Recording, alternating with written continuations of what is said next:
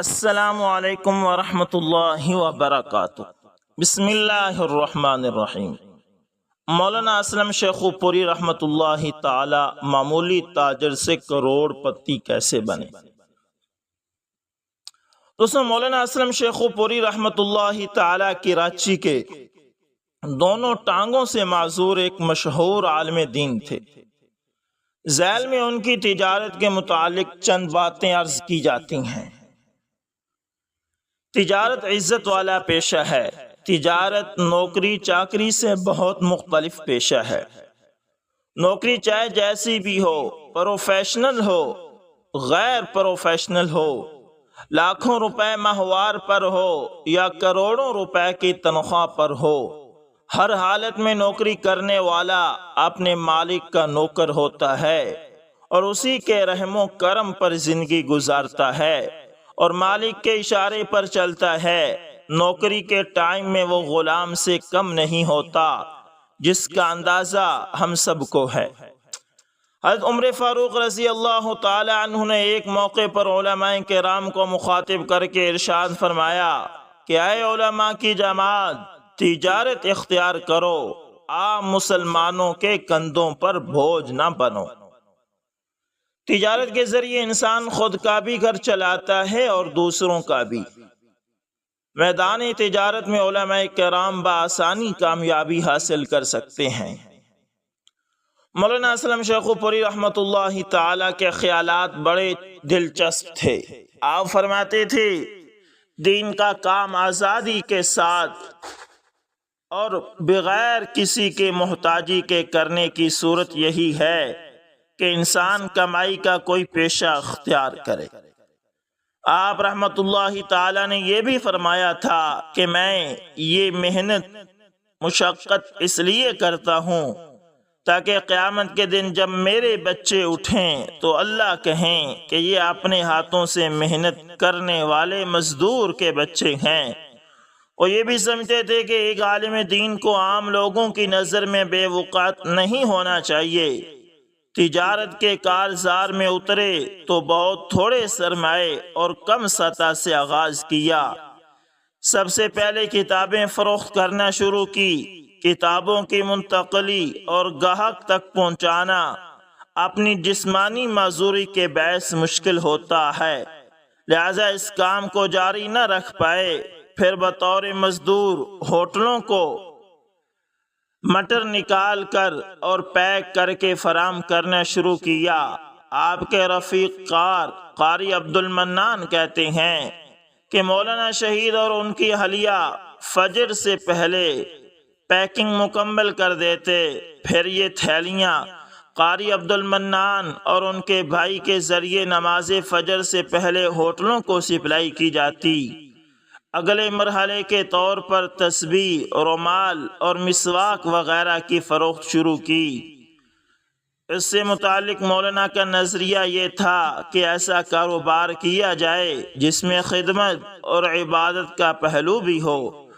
انہوں نے اپنے تمام پروڈکٹس کو حلیمی پروڈکٹس کا نام دیا تھا۔ حلیمی مسواک، اس سے متعلق عجیب خواہش تھی کہ اللہ کریم میری یہ مسواک اتنی مقبول اور عام ہو جائے کہ میں حرم شریف کے گیٹ سے جا کر اپنی مسواک خریدوں۔ اللہ تعالیٰ نے یہ خواہش پوری کی۔ ایک سفر حرمین میں اپنی مسواک کو حرم شریف میں فروخت ہوتے دیکھا اور اسے خریدا بھی۔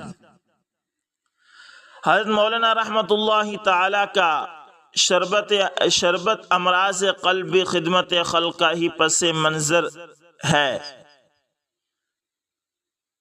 آپ کی مسجد کے ایک نمازی دل کے مرض میں مبتلا تھے۔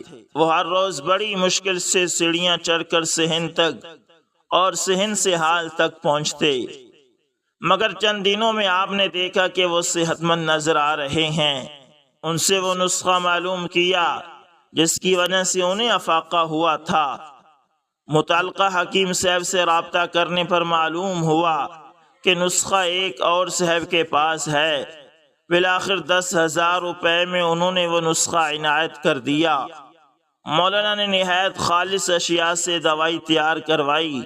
بہت کاریگر ثابت ہوئی، بہت سارے اشخاص کے دل کا بندوال اسی سے کھلا۔ آپ کی مصنوعات میں حلیمی شہد غیر معمولی طور پر مقبول ہوا۔ صرف 2 کین شہد سے تجارت کا آغاز کیا۔ آپ رحمت اللہ تعالی کی شان محنت ملاحظہ ہو کہ آپ کراچی پاکستان کے علاقے شیر شاہ جا کر خود بوتلیں خرید کر لاتے، پھر جمعرات شام سے جمعہ شام تک بوتلیں دھو دھو کر خشک بھی کرتے اور پیک بھی۔ صاف بوتلیں اس لیے نہ خریدتے کہ وہ مہنگی تھی، اس طرح قیمت بہت زیادہ بڑھ جانے کا اندیشہ تھا جس سے زہر ہے گاہک کا نقصان ہوتا۔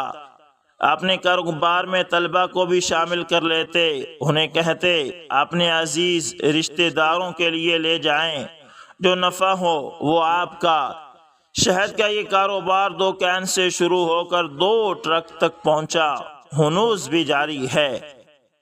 ایک منجن بنا کر فروخت کرنا شروع کیا۔ اس کا نسخہ بہت مہنگا تھا، بہت نایاب چیزیں ڈالی جاتی تھی، لیکن پھر بھی کافی پیسے خرچ کر کے اس نسخے کو خریدا۔ کہتے کہ ہم معیار پر سمجھوتا ہرگز نہیں کرتے، یہ بھی یاد رکھو ہم چاہتے ہیں ہماری وجہ سے کسی کی صحت کا نقصان نہ ہو۔ علم اور تجارت ساتھ ساتھ ایک سنت گفٹ شروع کیا۔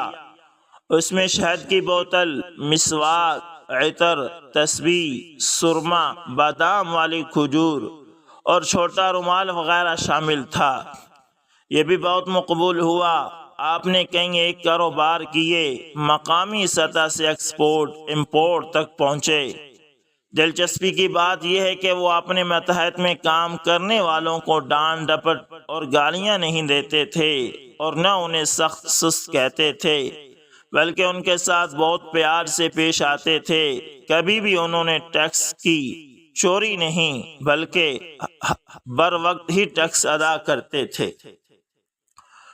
علماء کرام کو چاہیے کہ وہ بزنس کے میدان میں آئیں۔ انشاءاللہ اگر علماء کرام نے تجارت کے میدان میں قدم رکھا تو مسلم اور غیر مسلم تاجروں کو ان سے صحابہ کرام رضوان اللہ علیہم اجمعین کے تجارت کے طریقے کو سیکھنے کا موقع ملے گا اور برکت بھی خوب ہوگی۔ عامت الناس اور مساجد کے ذمہ داروں سے خصوصی اپیل کرتا ہوں کہ اپنی مساجد کے ائمہ اور خدام کی قدر کریں اور انہیں قرض حسنہ دے کر حلال کاروبار کروائیں تاکہ معاشرے کے معزز لوگ بھی خود کفیل ہو سکیں اور ان کی عزت نفس بھی مجروح نہ ہو۔ اگر تحریر اچھی لگے تو اس کو لازمی اس ویڈیو کو آگے شیئر کیجیے گا۔ امید کرتا ہوں ویڈیو اچھی لگے گی۔ دوستوں ملتے ہیں کسی نیکسٹ اچھی ویڈیو کے اندر، تب تک کے لیے اللہ حافظ، جزاکم اللہ خیر۔